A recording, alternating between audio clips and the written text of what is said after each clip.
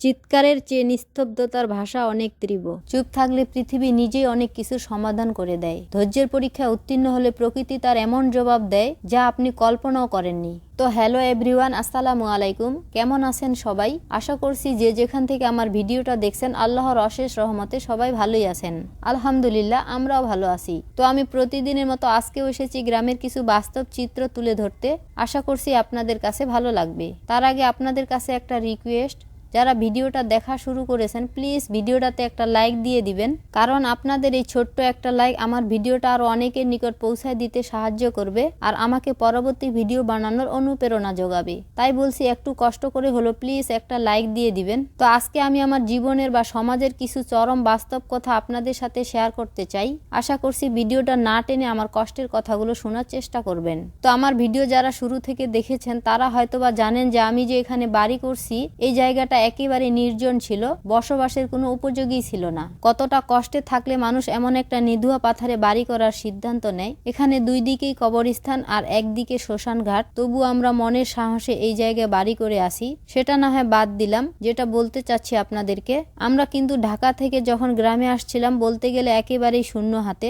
এইখানে আসা 2-3 বছর হয়ে গেল প্রায়। তার মধ্যে আমার বাপের বাড়িতে ছিলাম প্রায় 1.5 বছরের মতো, আর ভাড়া বাসায় ছিলাম 1 বছর। আর এরপর তো এইখানেই বাড়ি করলাম। বাড়ি তো না, একটা মাত্র ঘর উঠাইছি। এই জায়গাটা অনেক নিচু ছিল, মানে রাস্তা থেকে অনেকটাই ডাউন, আর এই জন্য অনেক মাটি ভরাট করতে হয়েছে। যদিও রাস্তা সমান পর্যন্ত এখনো হয় নাই, তাতে কোনো সমস্যা নাই, থাকার উপযোগিত হয়েছে। তো যাই হোক, আসল কথায় আসি, আমাদের মতো মানুষ যে একটা ঘর করে থাকতেছি আমাদের জন্য এইটাই অনেক কিছু। এর মধ্যে মাটি ভরাট করতেই অনেক টাকা খরচ হয়েছিল।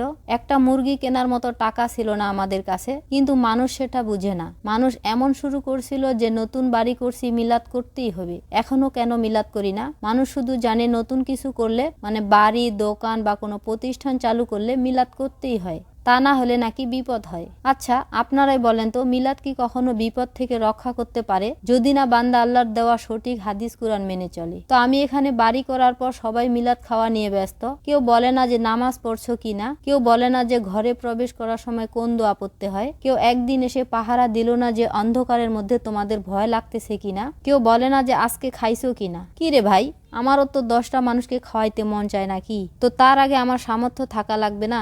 নাকি সুদের উপরে টাকা নিব, না কিস্তিতে লোন নিয়ে দাওয়াত করব? আপনারাই বলেন। আমার যখন শক্তি সামর্থ্য হবে আমি তো তখন নিজে আমার আত্মীয় স্বজনদের দাওয়াত করে খাওয়াবো। এর জন্য ঋণ মাহাজন করে মিলাদ করতে হবে কেন? আমাদের সমাজে টাকা কোথা থেকে আসে সেটা কোনো বিষয় না, কিন্তু 10 জন মানুষকে মিলাদ খাওয়াইতে পারলেই সে অনেক ভালো। আমার সে ভালোর দরকার নেই। আমি কিভাবে দিন রাতি পার করছি সেটা আমি আর আমার আল্লাহ ছাড়া কাউকে বুঝিয়ে শেষ করতে পারবো না। তো এই হচ্ছে আমাদের সমাজ ব্যবস্থা। হয়তোবা আপনাদের এলাকায় এমন মানুষ নাই, তাই না? আমার জীবনের আরো এমন অনেক চরম বাস্তবতা রয়েছে যেগুলো আমি আপনাদের সাথে ধীরে ধীরে সব শেয়ার করব। তো আজকে বাইরের খোলা বারান্দাটা আর রান্নাঘরের সামনের পিড়াটা মুছে নিলাম, আর এইখানে কিছু ফুলের গাছ দিয়ে সাজিয়ে রাখলাম। তো এইখানে এই গাছগুলো রাখার পর পুরো উঠানের একটা সুন্দর লুক চলে এসেছে। আপনাদের কাছে কেমন লাগলো অবশ্যই জানাবেন। এরপর হচ্ছে এইখানে কিছু বীজ নিয়ে বসেছি, এইগুলো আজকে বুনে দিব। আপনাদেরকে হয়তোবা আমি বলেছিলাম যে ঢেঁড়স আর পুঁই শাক লাগানোর জন্য জমিতে জৈব সার মিক্সড করছিলাম। তো এই কাজটা আরো অনেক আগেই করার দরকার ছিল, বীজ আনতেই একটু লেট হয়ে গেছে। তো আজকে হচ্ছে পুঁই শাক, ভুট্টা আর ঢেঁড়স বুনে দিচ্ছি। প্রথমে ঢেঁড়স গুলো বুনতেছি, এরপর বাকি যে বীজগুলো রয়েছে ওগুলোও বুনে দিব।